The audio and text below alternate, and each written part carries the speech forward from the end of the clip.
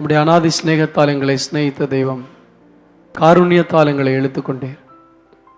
இந்த கால வேளையில் உம்முடைய பாதத்தில் நாங்கள் வருகிறோம். உம்முடைய பிள்ளைகளுக்கு தேவையான மன்னாவை நீர் பிட்டுத்தாரும். உம்முடைய அற்புதமான வார்த்தைகள் எங்கள் மத்தியிலே தொனிக்கட்டும். தேவன் கிரியை செய்வீராக. வசனத்தை பொறுக்கி போட காத்து கொண்டிருக்கிற எல்லா வான மண்டலத்தின் பொல்லாத அந்தகாரத்தின் கிரிகளை இயேசு கிறிஸ்துவின் நாமத்தினாலே நாங்கள் மேற்கொள்ளுகிறோம். எங்களோடு பேசும், அதற்கு கீழ்ப்படியக்கூடிய இருதயத்தை தார். இயேசுவின் நாமத்தில் பிதாவே, ஆமென். 1 சாமுவேலின் புத்தகத்துக்கு நேராக திருப்பிக் கொள்வோம். 17ஆம் அதிகாரத்துக்கு என்னோடு கூட திருப்பிக் கொள்ளுங்கள். 32ஆம் வசனத்தை வாசிக்கலாம். தாவீது சவுலை நோக்கி, இவன் நிமித்தம் ஒருவனுடைய இருதயமும் கலங்க வேண்டியதில்லை.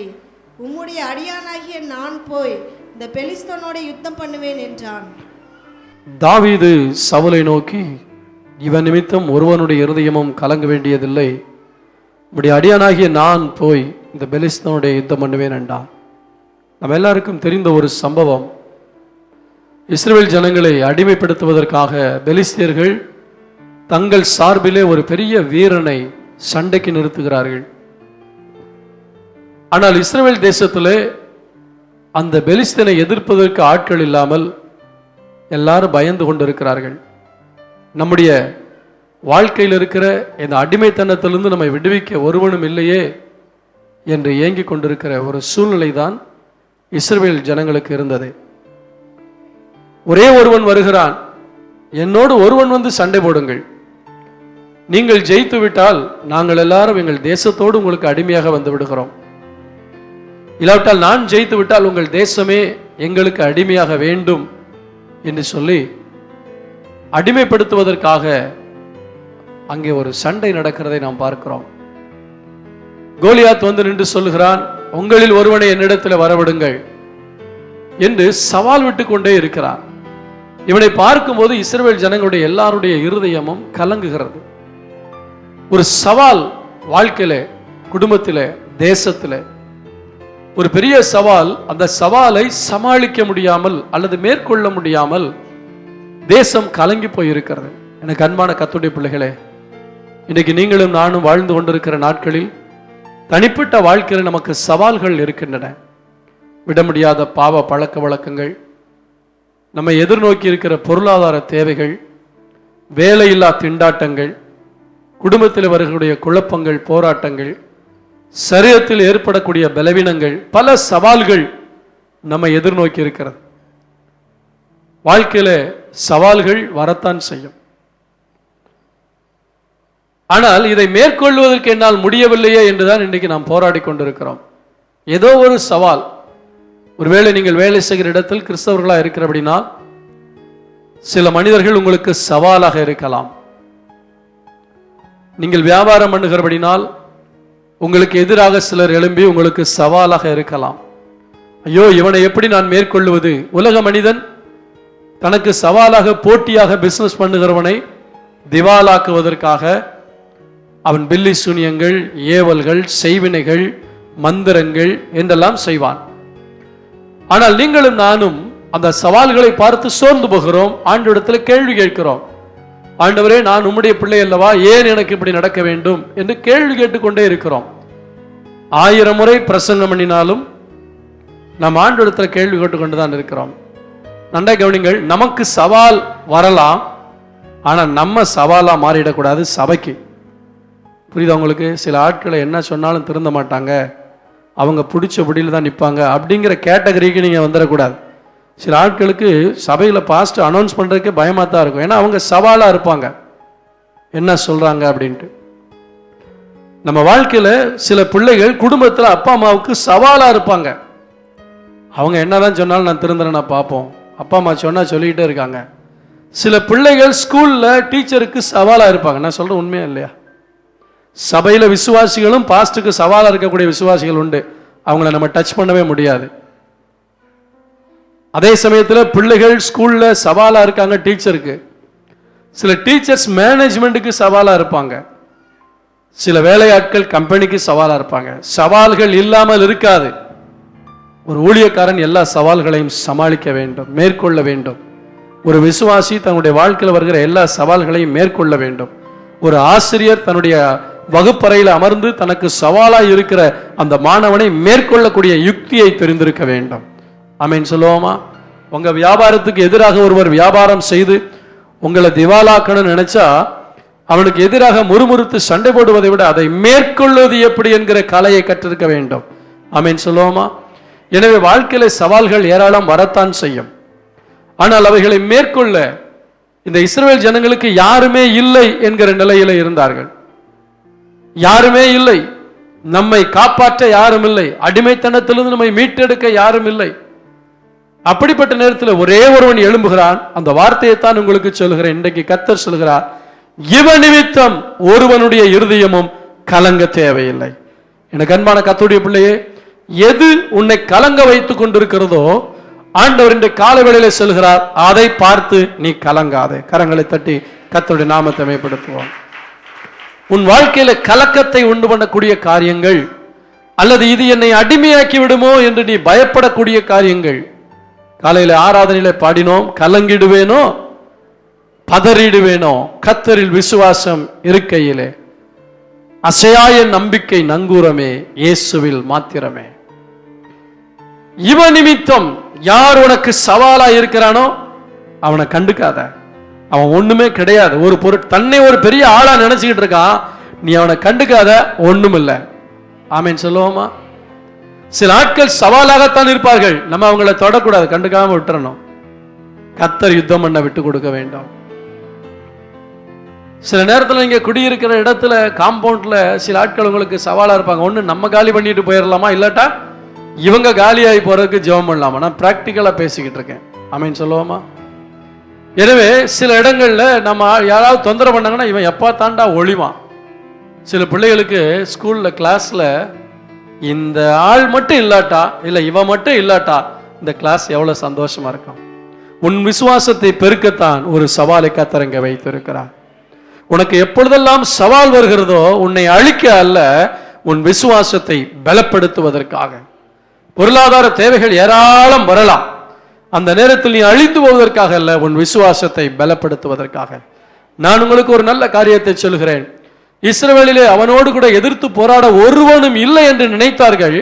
ஆனால் அவர்களுடைய கலக்கத்தை போக்குவதற்கு ஒருவனை கர்த்தர் வைத்திருந்தார். ஒருவன் எழும்பினான்.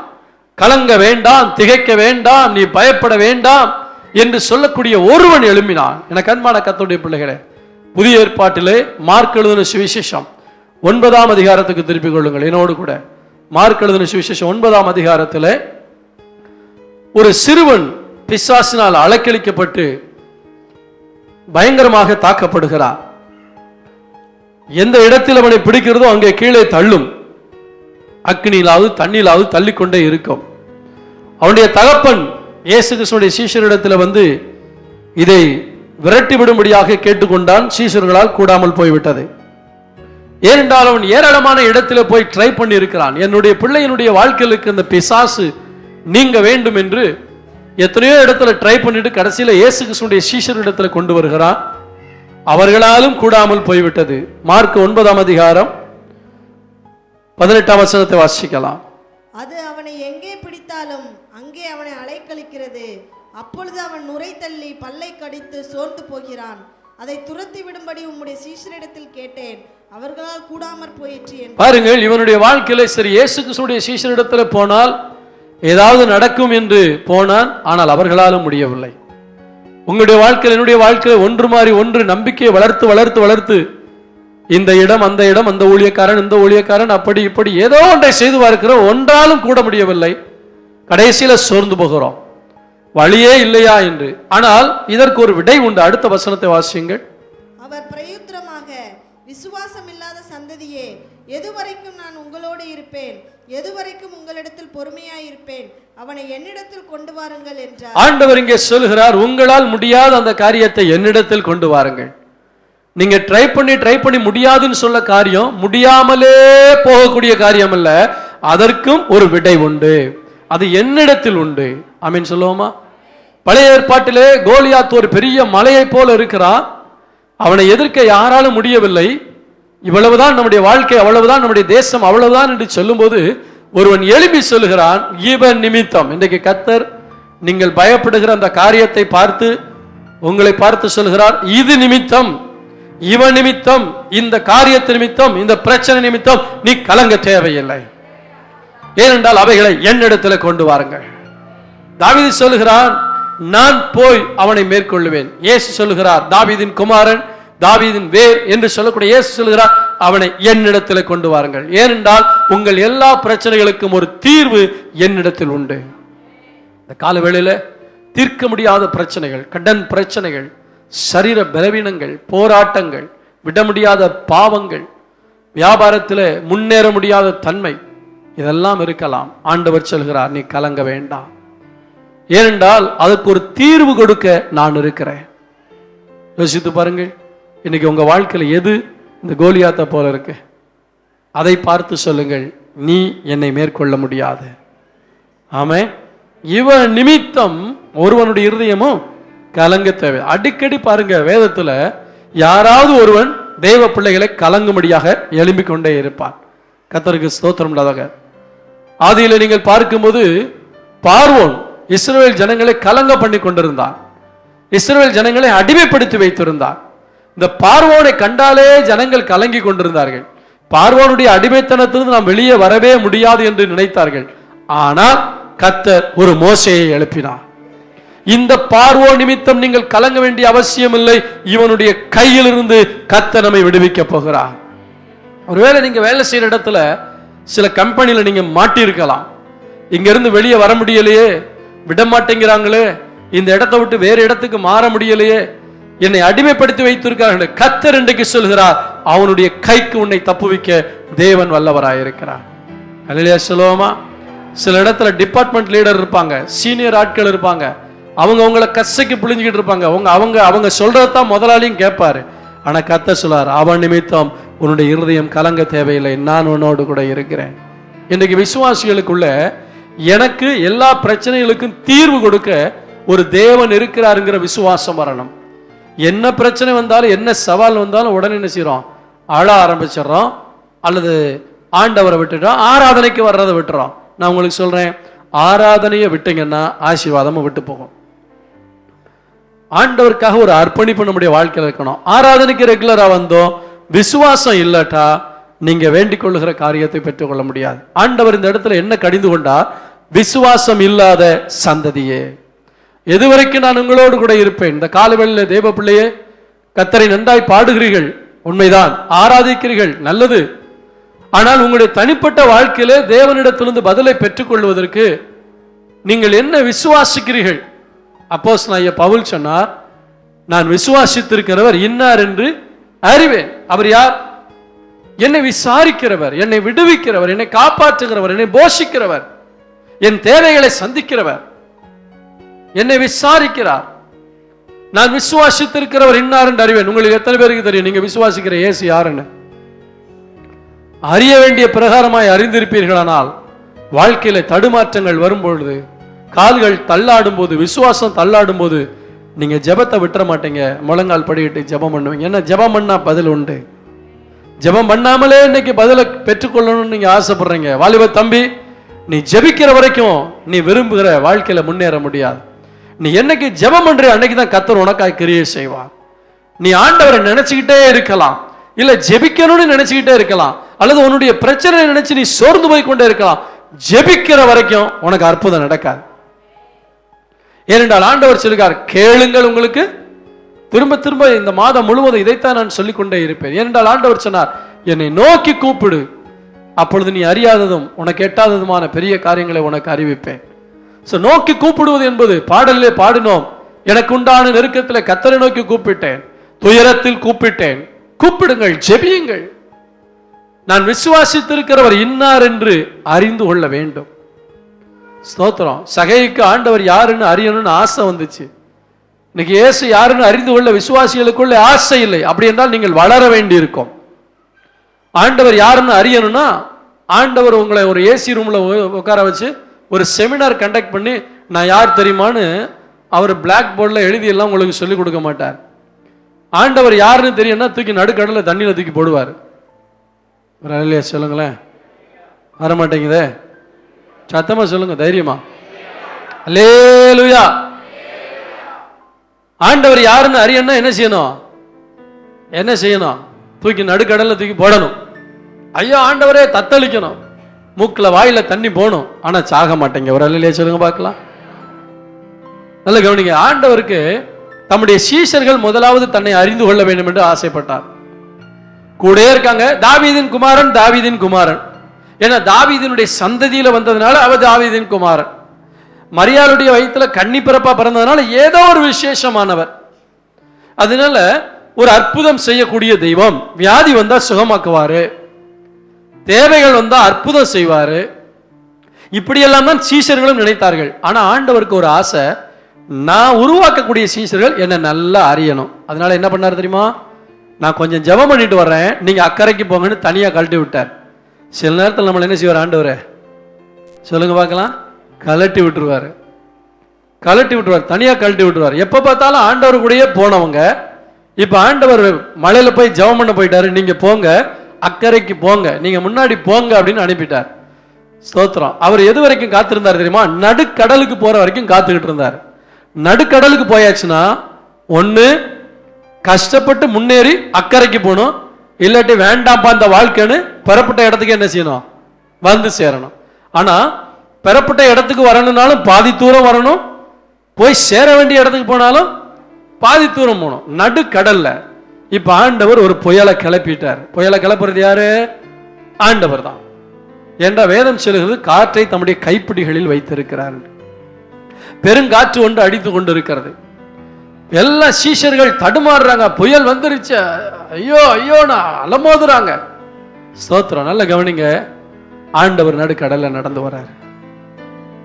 ஏன் தெரியுமா? ஸ்தோத்திரம். அவர் எல்லாவற்றையும் சிருஷ்டித்தவர் என்பதை அவர்கள் அறிந்து கொள்வதற்காக. சில நேரத்தில் கலட்டி விட மாட்டாரு, கண்டுக்காம இருப்பாரு. சொல்லுங்க பார்க்கலாம். கலட்டி விட மாட்டாரு, ஆனா என்ன செய்வாரு? கண்டுக்காம இருப்பார். வேதம் சொல்லுகிறது, கர்த்தர் யோசேப்போடு கூட இருந்தார், ஆனா ஒண்ணுமே செய்யல, கண்டுக்காம இருந்தார். குளிர் தூக்கி போடுறாங்களா, போடட்டும். எய்த்தியருக்கு அரபியருக்கு அடிமையா விற்கிறாங்களா, விற்கட்டும். தேவ பிள்ளையே, உன் வாழ்க்கையில நடக்கிறதெல்லாம் பார்த்துக்கிட்டே இருப்பாரு, கண்டுக்க மாட்டாரு. ஏன் தெரியுமா? அவர் கண்டுகொள்ளக்கூடிய ஒரு நேரத்தை வைத்திருக்கிறார்.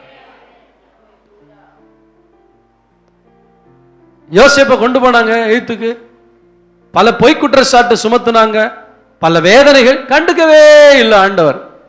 ஆனா கூட இருந்தார்னு பைபிள் சொல்லுது. கர்த்தர் யோசேப்போடு கூட இருந்தார். சிறைச்சாலையில தூக்கி போட்டாங்க, அங்க என்ன செய்தார்? கர்த்தர் கூட. எங்களுக்கு ஒண்ணு தெரியுமா? ஊழியத்துல நான் வளர்ந்ததுல ஒன்று கற்றுக்கொண்டேன். 1000 பேர் எனக்கு எதிராக எழும்பினாலும், 1000 பிரச்சனைகள் வந்தாலும் ஒண்ணு எனக்கு தெரியும், கர்த்தர் என் கூட இருக்காரு. சில நேரத்தில் எனக்காக வழக்காட மாட்டாரு, கண்டுக்காம இருப்பார். ஏன்னா அடுத்த ப்ரமோஷன் கொண்டு போறதுக்கு நான் இந்த நேரத்தில் எப்படி நடந்துக்கிறேன்னு என்ன செக் பண்ணுவார். ஆமீன் சொல்லுவோமா? அதே போல உங்களையும் தான் செக் பண்ணுவார். ஒரு பிரச்சனை வரும்போது நீ எப்படி நடந்துக்கிற, நீ எப்படி பேசுற, எப்படி ஜெபிக்கிற, எப்படி வேதத்தை வாசிக்கிற, இதெல்லாம் கர்த்தர் பார்ப்பார். வாட்ச் பண்ணிக்கிட்டே இருப்பார், நோட் பண்ணிக்கிட்டே இருப்பார், சூப்பர்வைஸ் பண்ணிக்கிட்டே இருப்பார். ஆனா ஒண்ணுமே செய்ய மாட்டார். ஒரு நாள் இயேசு கிறிஸ்து சீஷர்களோடு கூட படகுல போறாரு, புயலை கிளப்பி விட்டாரு. எல்லா சத்துருவோமோன்னு சொல்லி மேக்சிமம் தங்களுடைய பலத்தெல்லாம் பிரயோகித்து பார்க்கறாங்க. நம்மளும் அப்படித்தானே, எடுத்த உடனே ஆண்டவரை கூப்பிட மாட்டோம். என்ன செய்வோம்? அறிவு, பலன், பணம் எல்லாத்தையும் பயன்படுத்தி பார்ப்போம். ஒண்ணு வேலைக்காகட்டா ஐயோ ஆண்டவரே, அதை முதல்ல வந்தா பணம் செலவு கிடையாது. விசுவாசிகள் இருக்கிற பணத்தை கண்ட இடத்துல செலவழிக்காதீங்க. கர்த்தர் உங்களுக்கு அற்புதம் செய்ய வல்லவராக இருக்கிறார். ஆமீன். சத்தமா வர மாட்டேங்க. ஆண்டவர் சொல்லுகிறார், நீங்கள் எனக்காக காத்திருக்க கற்றுக்கொள்ள வேண்டும். நான் கண்டுக்காம இருக்கேன்னா காத்திருக்க கற்றுக்கொள்ளுங்க. அல்லேலூயா சொல்லுவோமா? இன்னைக்கு நிறைய பேர் எங்க போய் காத்திருப்பாங்க? ரயில்வே ஸ்டேஷன்ல ட்ரெயின் 1 மணி நேரம் லேட்டு, அங்க காத்திருப்பாங்க இல்லையா? முடிவெட்டுற கடைக்கு போறோம், ஏற்கனவே 5 பேர் இருக்காங்க சார், கொஞ்சம் வெயிட் பண்ணுங்கன்னா என்ன செய்வோம்? அங்க போய் காத்திருப்போம். ஸ்தோத்திரம்.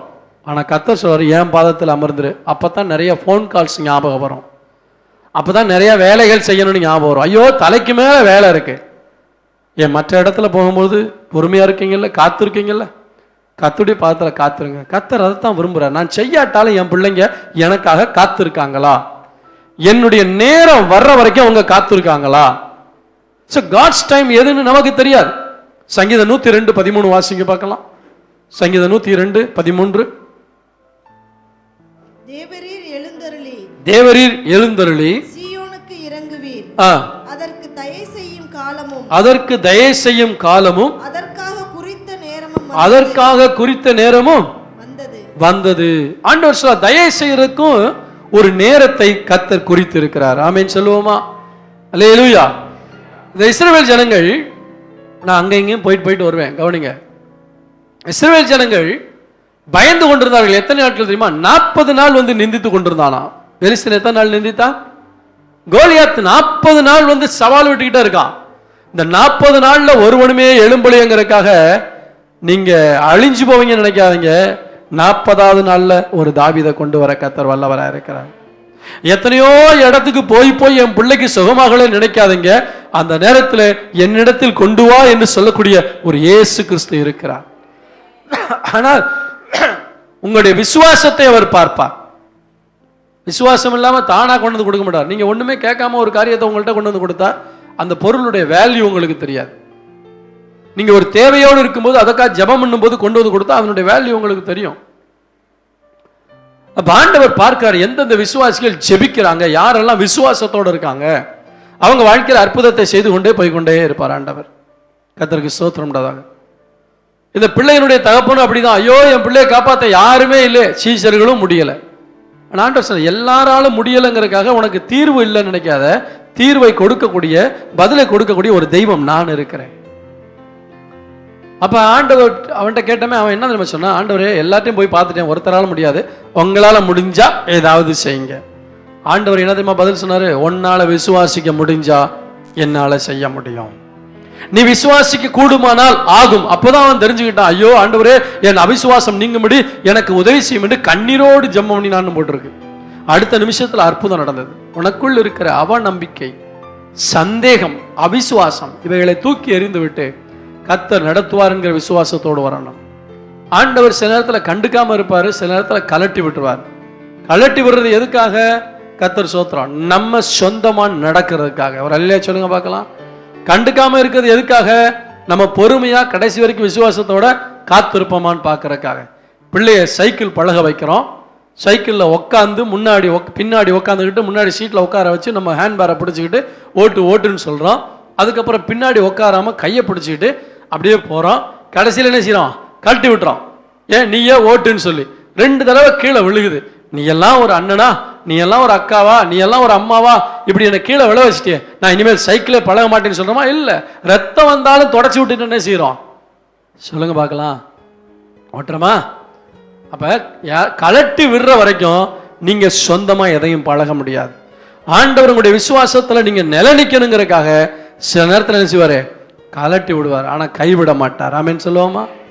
ஸ்தோத்திரம். 2வது, ஆண்டவர் கண்டுக்காம இருப்பார். எதையுமே என்ன செய்ய மாட்டாரு? கண்டுக்க மாட்டார். இப்ப உதாரணத்துக்கு சொல்றேன், ஒரு பிள்ளைய கல்யாணம் பண்ணி கொடுத்துக்கிறீங்க. கல்யாணம் பண்ணி கொடுத்த இடத்துல பிள்ளைக்கு ஒரு கஷ்டம், ஐயோ என் பிள்ளை கஷ்டப்படுது அப்படின்னு உடனே போய் ஒரு 1000 ரூபாய் உதவி செய்றீங்க. திரும்ப பிள்ளைகளுடைய கஷ்டத்தை தெரிஞ்சுமே ஒரு 2000 ரூபாய் செய்றீங்க. இப்படி செய்ய செய்ய இந்த பிள்ளைக்கு யார் மேலதான் விசுவாசம் இருக்கும்? அம்மா மேலதான் விசுவாசம் இருக்கும். தானா சுயமா என் குடும்பத்தை நடத்தணும், நான் வேலைக்கு போகணும், இல்ல நான் ஏதாவது செய்யணுங்கிற புத்தி வரவே வராது. எப்ப பார்த்தாலும் அம்மாட்ட வாங்கலாம், அப்பாட்ட வாங்கலாம், அம்மாட்ட வாங்கலாம், அப்பாட்ட வாங்கலாம், இப்படியே இருக்கும். இந்த அம்மா என்ன செய்யணும்?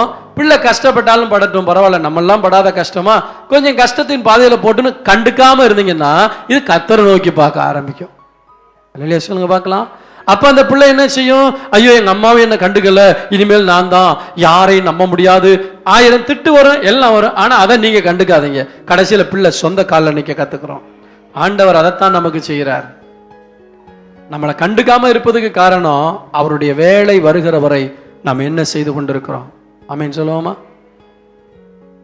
அன்பான தேவ பிள்ளைகளே, ஆண்டவர் உங்களை கலட்டி விடுறார் அப்படின்னு சொன்னா நீங்க சந்தோஷப்படணும். ஏன் தெரியுமா? ஆண்டவர் என்னை நடக்க பழக்க வைக்கிறார். ஆனா வேதத்துல ஒரு நாளும் கர்த்தர் கைவிட்டாருன்னு சரித்திரமே கிடையாது. கர்த்தர் கைவிட்டாருன்னு சரித்திரமே கிடையாது. இன்னைக்கு விசுவாசிகள் நான் பார்க்கிறேன், 20 வருஷமா பார்க்கிறேன், சில விசுவாசிகள்கிட்ட இன்ச்சு அளவு கூட வளர்ச்சி கிடையாது. சபைக்கு வந்த நாள்ல எப்படி இருந்தாங்களோ அப்படியே தான் இருக்காங்க.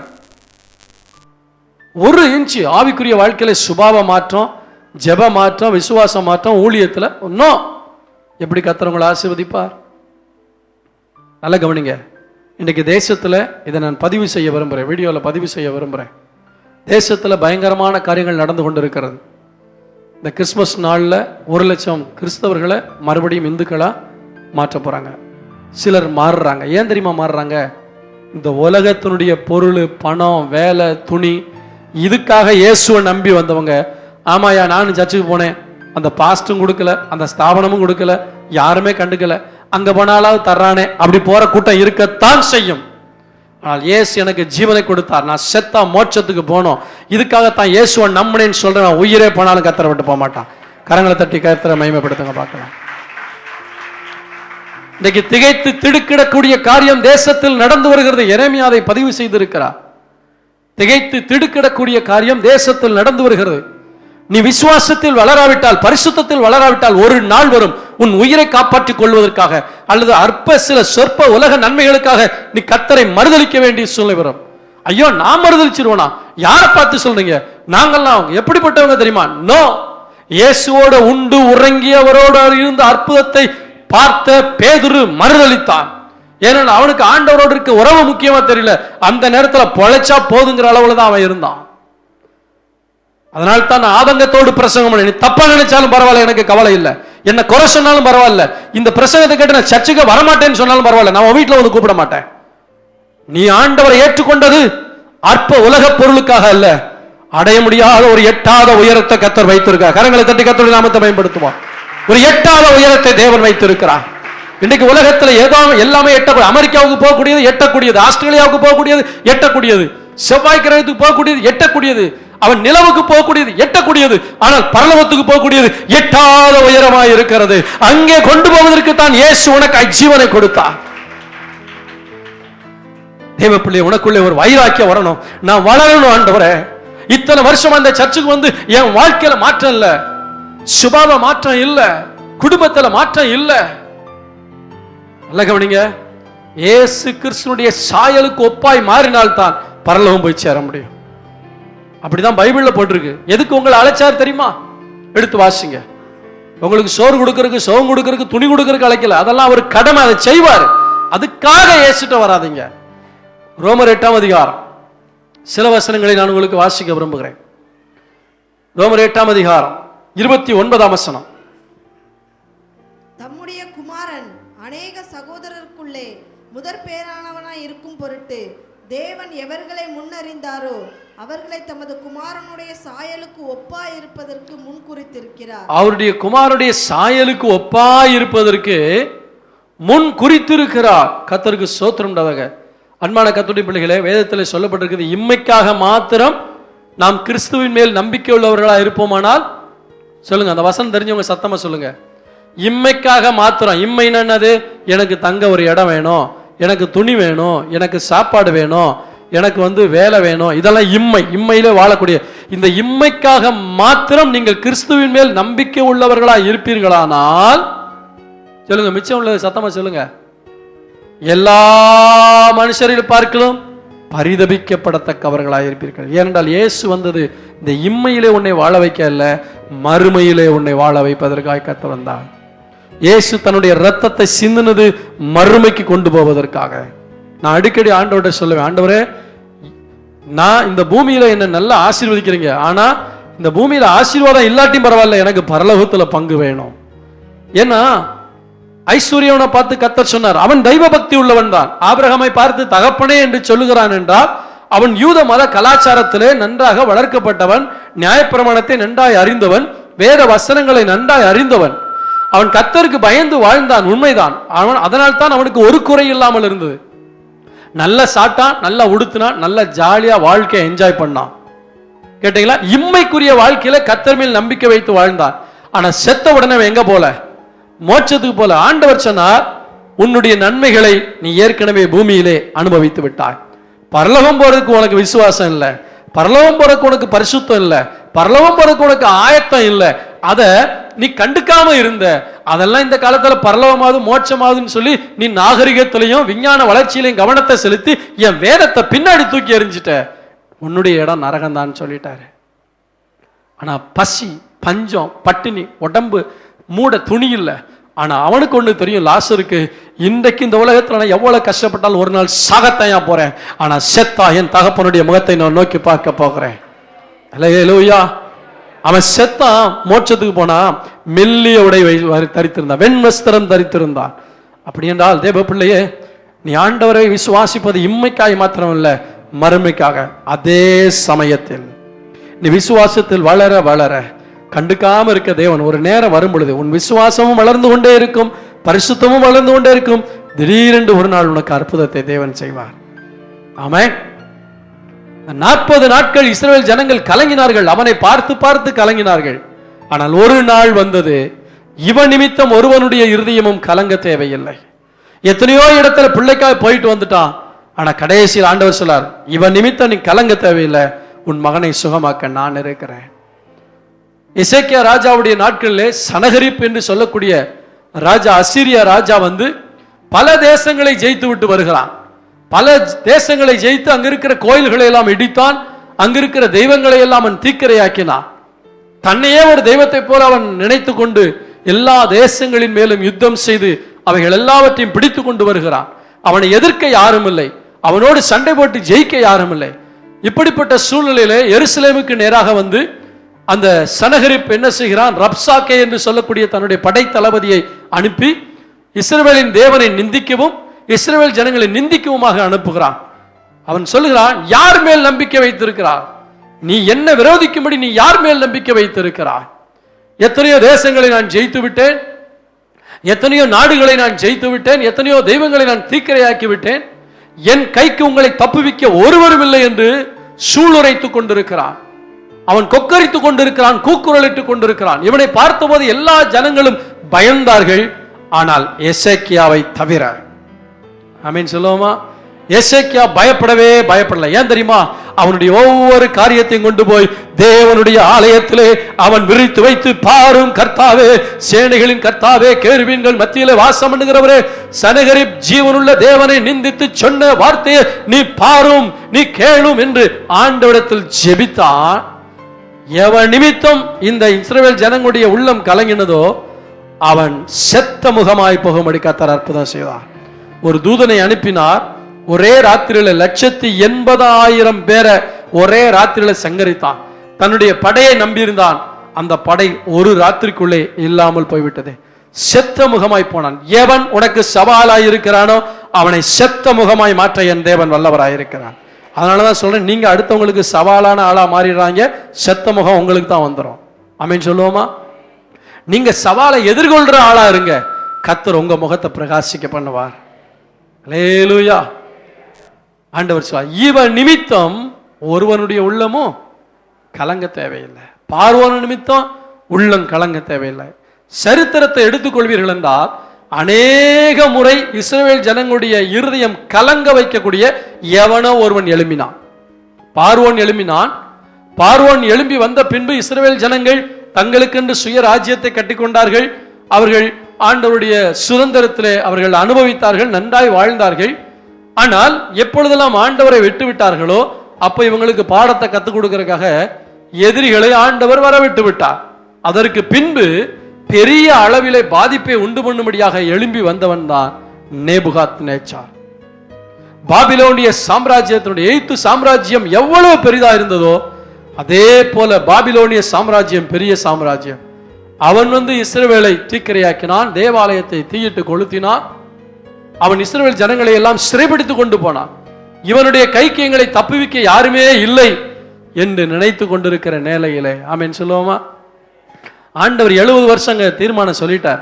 நீ என்ன ஜெபம் பண்ணாலும் பதில் எப்பதான் கிடைக்கும் சொல்லுங்க. இந்த ஆண்டவரை பார்த்தா கடூரமான தெய்வமா தெரியல? இவ்வளவு கதறோம், இவ்வளவு கண்ணீர் விடுறோம், இவ்வளவு நெருக்கத்தில் இருக்கோம். 70 வருஷம் பிக்ஸ் பண்ணிட்டாரு. நாங்க அழுகிறமே, இந்த அழுகை பார்த்தாவது கொஞ்சம் குறைச்சி அற்புதம் செய்யக்கூடாதா? அவரு நீ பாவம் பண்ண முதல்ல எத்தனை முறை உங்ககிட்ட கெஞ்சினாரு? நீ கீழ்ப்படியாம போகும்போது எத்தனை வருஷங்கள் உனக்காய் காத்திருந்தார். எத்தனை பேர் ஆமான்னு ஒத்துக்கிறீங்க? உன்னிடத்தில் பொறுமையா இருந்தாரே, அவர் உனக்கு அற்புதம் செய்யற வரைக்கும் நீ பொறுமையா இருந்துதான் ஆகணும், வேற வழியே இல்லை. எத்தனை முறை இயேசுவை பற்றி கேள்விப்பட்ட போது டிமிக்கி கொடுத்துட்டு ஓடணும். ஆண்டவர் நீங்க திருந்தும்படி எத்தனையோ முறை சொல்லியும் நீங்க எத்தனை வருஷங்கள் இதுவரைக்கும் வருஷங்களை வீணாக்கிக்கிட்டு இருக்கீங்களே, வாழ்க்கையில மனம் திரும்பாம, இதுவரைக்கும் கர்த்தருக்காக ஒப்பு கொடுக்காம, நீங்க ஆண்டவருக்கு பரிசுத்தமா வாழாம இருக்கிற வண்ணமாகவே பிறந்ததிலிருந்து வளர்ந்ததிலிருந்து எப்படி இருந்தீங்களோ அப்படித்தான் இதுவரைக்கும் இருக்கிறதுனால நீங்க எப்படி ஆண்டவர்கிட்ட கிளைம் பண்ணலாம்? நான் ஆண்டவரை பெரிய கடூரமான ஆளா காட்டல, அவர் அன்பின் சொரூபி.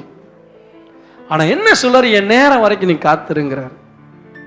அதுல மாற்றமே இல்லை. 70 வருஷம் ஐயோ ஆண்டவரே நாங்க மனம் திரும்புறோம். நல்ல கவனிங்க, சில ஆட்கள் பாஸ்ட் பிரசங்கத்துல மனம் திரும்புன்னு சொன்னா இவருக்கு வேற பிரசங்கமே கிடையாதோ, எப்ப பார்த்தாலும் மனம் திரும்ப சுபாவத்தை மாத்துங்கிறாரு. டிவியில எத்தனை பேர் கண்மணியே அழாதே, கண்ணே மணியே அழாதுன்னு எத்தனை பிரசங்கம் இருக்கு. அந்த மாதிரி இந்த பாஸ்டுக்கு ஒரு பிரசங்கம் வரமாட்டேங்குது, எனக்கு வராது. ஏன் தெரியுமா? அதெல்லாம் ஐவாஷ் அமீன் சொல்லுவோமா, அதெல்லாம் கண் துடைப்பு நாடகம். நீ அழாதேன்னு சொல்லுவாங்க, ஆனா அழுதுகிட்டு தானே இருக்கீங்க. தேவனோடு இருக்கிறான்னு சொல்றாங்க, ஆனாலும் உங்களுக்கு பிரச்சனை இருந்தது. ஏன்? ஆண்டவர் எதிர்பார்க்கிற நிலைமைக்கு நீங்க வந்துட்டீங்கன்னா ஆட்டோமேட்டிக்கா போயிடும்.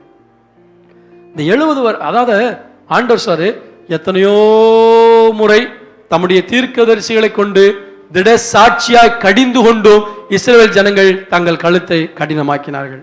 பைபிள்ல போட்டிருக்கா இல்லையா? பைபிள் படிச்சவங்க சொல்லுங்க, போட்டிருக்கா இல்லையா? தீர்க்கதரிசிகளை அனுப்பிக்கிட்டே இருந்தார். தீர்க்கதரிசிகளை அனுப்பி ஜனங்களை எச்சரிக்கிறாரு.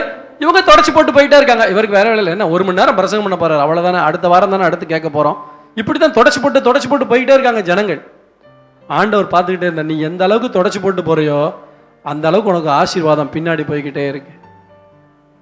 எந்த அளவுக்கு நீ கீழ்ப்படியாம வசனத்தை கேட்டுட்டும் நீ கீழ்ப்படியாம தள்ளி போட்டுக்கிட்டே போறியோ, கீழ்ப்படிதலை தள்ளி போட்டால் வரக்கூடிய ஆசீர்வாதமும் தள்ளி போய் கொண்டே இருக்கும். ஆமென் சொல்லுவோமா? சோ ஆண்டவருக்கு கீழ்ப்படிஞ்சு பாருங்க. ஆண்டவர் சொல்ற, நீ இதுக்கெல்லாம் போய் கவலைப்பட்டுக்கிட்டு இருக்க, நான் இருக்கேன்னு சொல்லுவார். இப்ப இந்த இஸ்ரவேல் ஜனங்கள் எப்ப தெரியுமா மனம் திரும்பினாங்க? 2 சாட்சியை உங்களுக்கு சொல்றேன். இஸ்ரவேல் ஜனங்கள் பாபிலோனுக்கு போகும்போது அது வரைக்கும் இங்க என்ன செய்யல, ஆராதனைக்கு வாங்க, எங்களுக்கு வீட்டுல வேலை இருக்கு, எல்லாம் பண்டிகைக்கு வாங்க, எங்க வீட்டுல சொந்தக்காரங்க வந்திருக்காங்க, எல்லாம் ஆராதனைக்கு வாங்க, ஒரே பிரச்சனை, வீட்டுல ஒரே பிரச்சனை.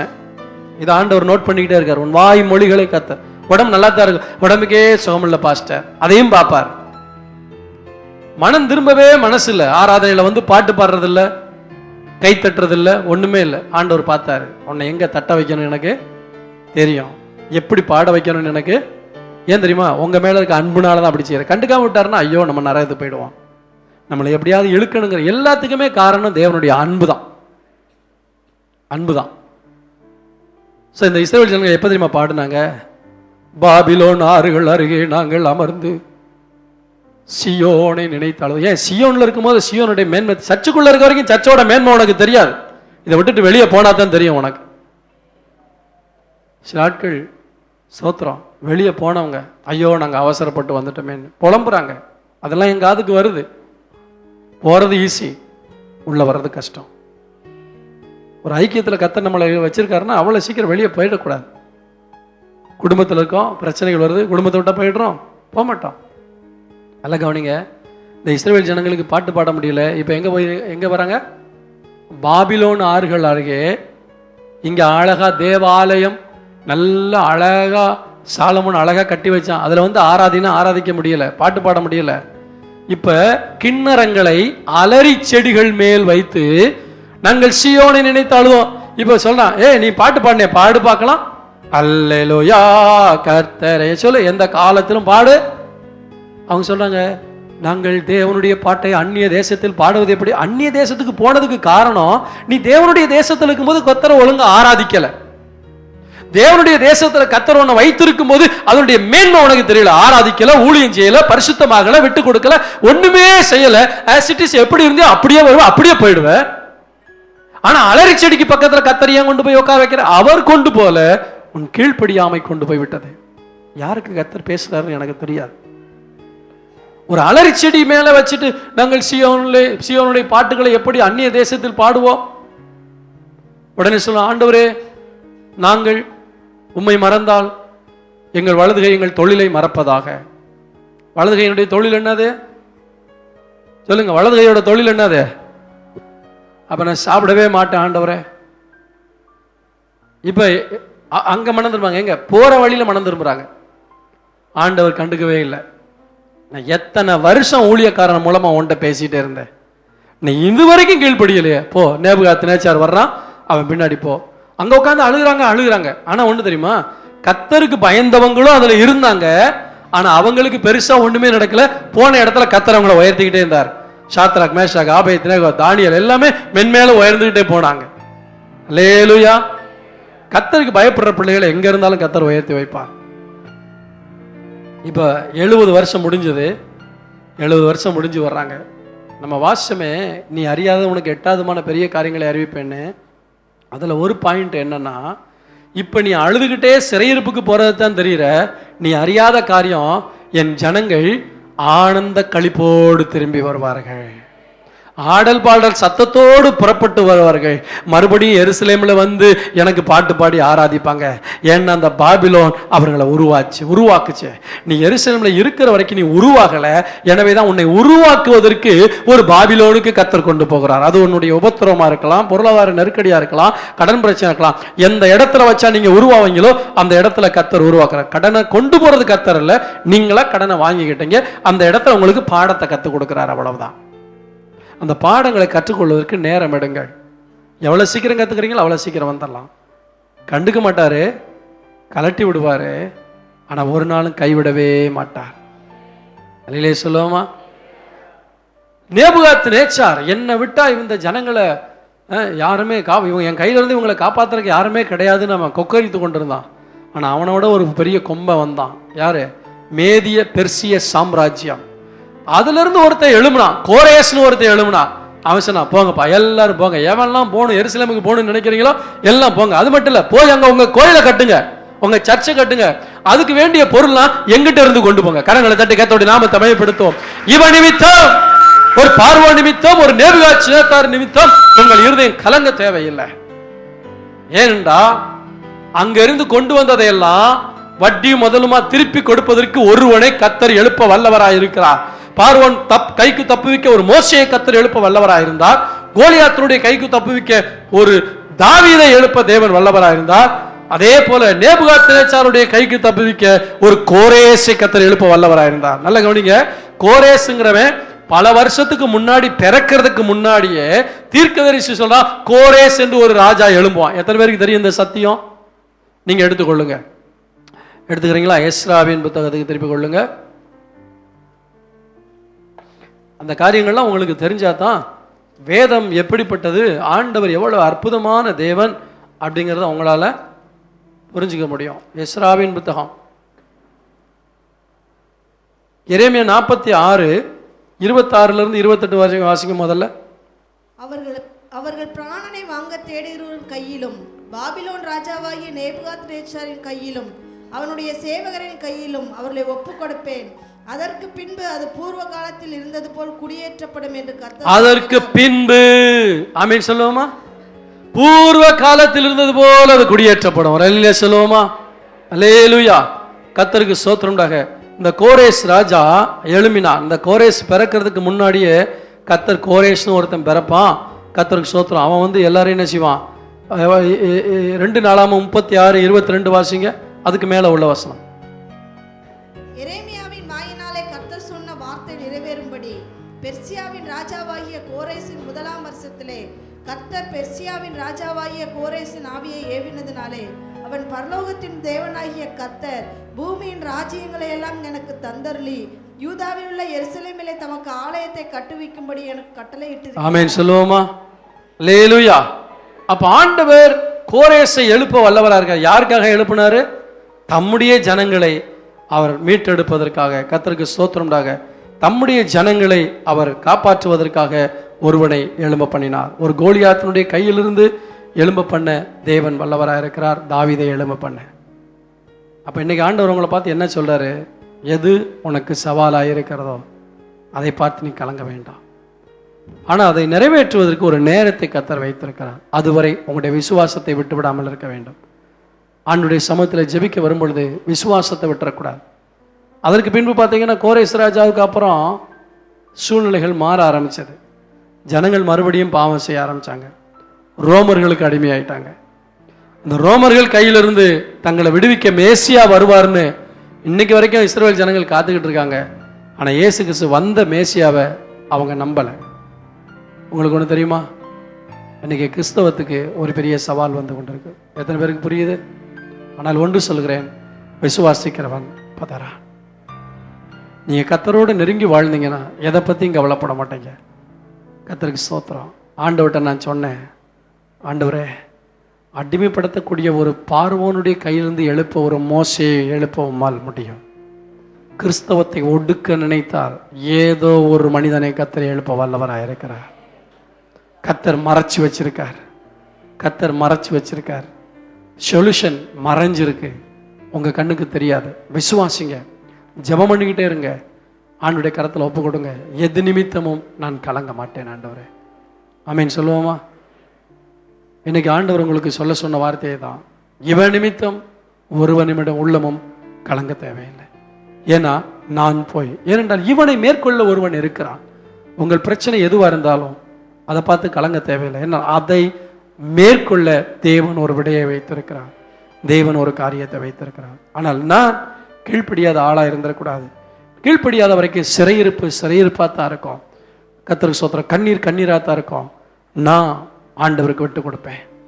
நான் ஆண்டவருடைய விசுவாசத்தில் வளருவேன். அவன் கண்ணீர் விட்டான் எப்போ தெரியுமா?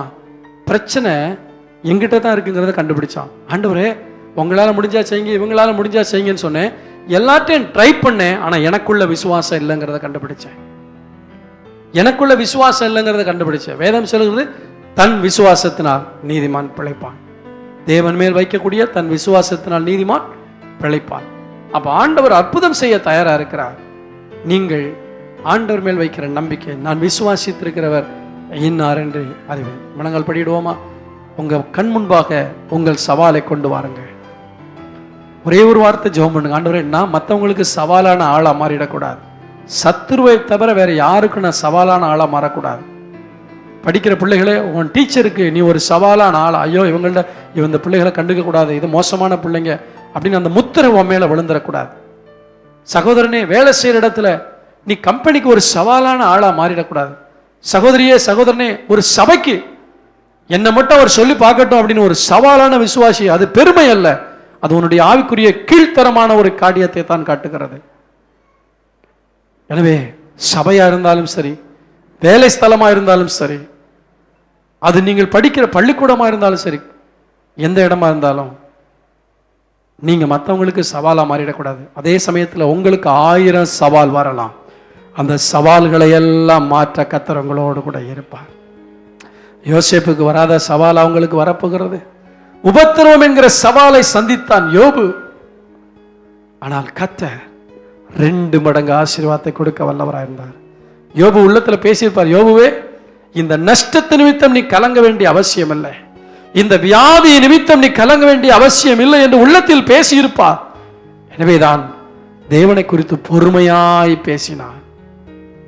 என் தாசனாகிய யோபு என்னை குறித்து பொறுமையாய் பேசினது போல நீங்கள் பேசவில்லையே என்று ஆண்டவர் அந்த இடத்துல யோபுக்கு ஒரு சர்டிபிகேட் கொடுக்கிறார். வியாதி உண்மைதான், நஷ்டம் உண்மைதான், இழப்பு உண்மைதான், ஆனால் விசுவாசித்திருக்கிறவர் இன்னார் என்று அறிந்திருந்தார். அவர் என்னை சோதித்த பின்பு பொன்னாக விளங்குவேன் என்று சொன்னார். சவாலை சந்தித்தான். இழப்பு என்கிற சவால். எனக்கு அன்பான கர்த்தருடைய பிள்ளையே, ஒருவேளை உன்னுடைய வாழ்க்கையில பல காரியங்களை நீ இழந்து போயிருக்கலாம், கவலைப்படாது. அதை 2 மடங்கு திருப்பி தர என் தேவன் வல்லவராக இருக்கிறார். ஹல்லேலூயா. உலகத்தில் உங்களுக்கு உபத்திரம் உண்டு, ஆயினும் திடன் கொள்ளுங்கள். இந்த உபத்திரவத்தை கண்டு நீ சோர்ந்து போகாது, திடன்கொள் என்று கர்த்தர் சொல்லுகிறார். நான் உன்னை விட்டு விலகுவதும் இல்லை, உன்னை கைவிடுவதும் இல்லை. பிசாசு பல காரியங்களை காட்டி காட்டி உன்னை பயமுறுத்தலாம். இன்னைக்கு ஆண்டவரை பார்த்து சொல்லு, எதுக்கு நான் பயப்பட மாட்டேன் ஆண்டவரே, எதுக்கு நான் கலங்க மாட்டேன் ஆண்டவரே. ஹல்லேலூயா. கலங்கிடுவேனோ பதறிடுவேனோ, கர்த்தரின் விசுவாசம் இருக்கையிலே. சேர்ந்து பாடுவோம். கலங்கிடுவேனோ பதறிடுவேனோ கர்த்தரின் விசுவாசம் இருக்கையிலே. அசையாய நம்பிக்கை நங்கூரமே இயேசுவில் மாத்திரமே. அசையாய நம்பிக்கை நங்கூரமே இயேசுவில் மாத்திரமே. சீயோனிலே திட அஸ்திபாரம் கிறிஸ்துவே, அவன் நான் என்றும் நம்பும் கன்மலை. சீயோனிலே திட அஸ்திபாரம் கிறிஸ்துவே, அவர் நான் என்றும் நம்பும் கன்மலை. வலது கரத்தை உயர்த்தி எல்லாரும் ஜெபம் பண்ண போறோம். ஆண்டவரே, நான் எதை நினைத்தும் கலங்க மாட்டேன்.